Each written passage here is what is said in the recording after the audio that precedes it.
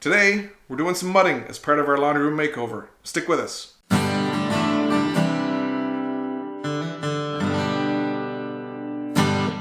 Hi, and welcome to the Handyverse, where we turn to DIY as a first resort to learn how to do things around the home and hopefully inspire you to do the same in your own living space.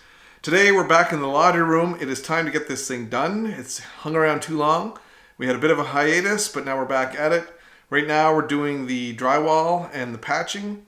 In order to get that done, I had to work around some pipes and some other irregular objects. And the way I did this, I wasn't sure at first, but what I eventually did was I had some leftover spray-in Fireblock foam from when I installed the drywall.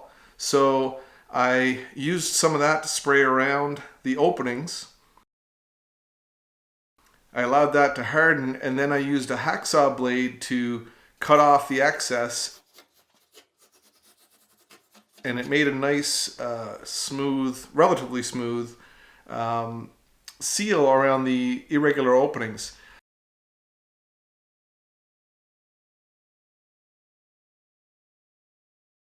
And then I just put some drywall over top of that, and it seems to be working out pretty well so far. I wouldn't recommend you do this a lot, because if you ever need to take anything apart, it's going to be pretty cumbersome to get this cleaned out for whoever has to take it apart down the road. So, try to minimize the amount that you do use this.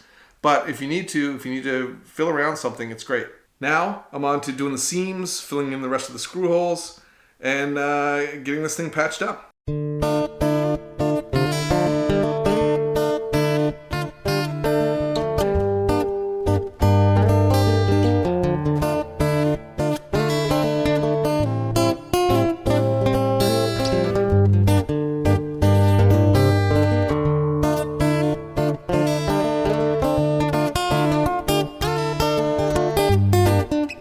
So I assume you didn't catch all that as I was doing that.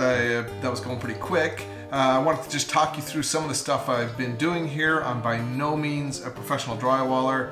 If you want to find that, there's lots of videos out there. This is just me using what I have here, with the exception of a few tools and a few materials, and to get the job done. So the main thing I used, 10-inch putty knife and a 3-inch putty knife.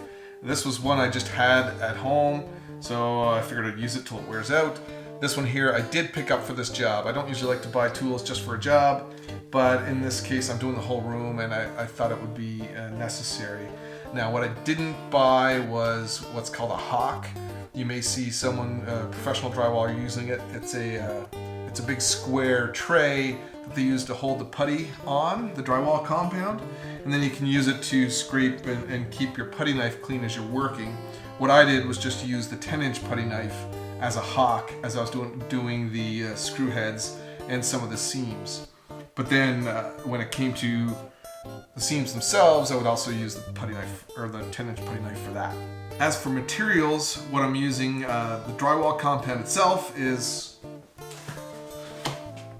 a big tub of CGC dust control drywall compound. I don't know if I got caught in marketing or not, but supposedly there's something in this that helps the dust fall straight down instead of drifting off into the air as you're sanding. And anybody who's done drywalling knows that when you're sanding, it can be quite messy. So we'll see if that works. I haven't got to the sanding stage yet, but I'll let you know in the comments. So check that out down below if you're looking at this in the future. Paper tape, also by CGC. It's just cheap paper tape for the seams. And finally, some corner flex tape, also by CGC. Not sponsored by CGC, it just happens to be that's what I got. I don't even really know much about drywall brands, so that's just what I'm using. I will put links to all this down below to help you out if you're doing your own. So far this has worked really well for me. I think it really helps to have something like this if you're not a professional. I'm sure a professional could just use the tape and do the corners fine. This was very helpful because it provided some rigidity for the corners. Now, one thing when using this, I don't know if you can see in the video there, but one side is printed, one side is not. You always fold the printed side together to form your corner. And if it's an outside corner, you want an acute angle, so less than 90 degrees. I think it's acute. And then if you want an inside corner, you want it to be obtuse.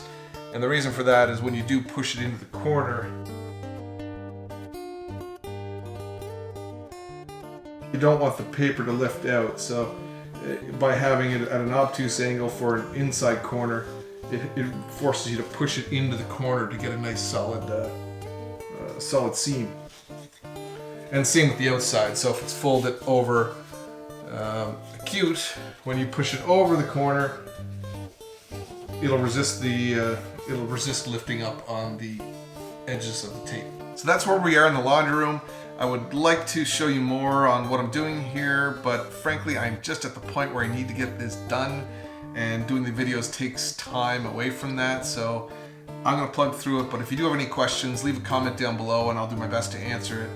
The next step in this room, I need to do the sanding. I'm not gonna record that for a couple of reasons. One, it's not gonna be that exciting, but two, I don't really want my camera gear in the room when I'm doing the sanding because I don't want to get it covered in drywall dust. So then I gotta paint. Maybe not do something with the paint, but for sure when I do the flooring, I'll be recording that. So I'll be installing laminate flooring, and I'll be using a one-step underlay for that. So I want to show how that works and see how well it does. That'll be the next thing. If you want to see that, make sure you hit subscribe, ring the bell so you get notifications the next time we release a video. And we will see you the next time.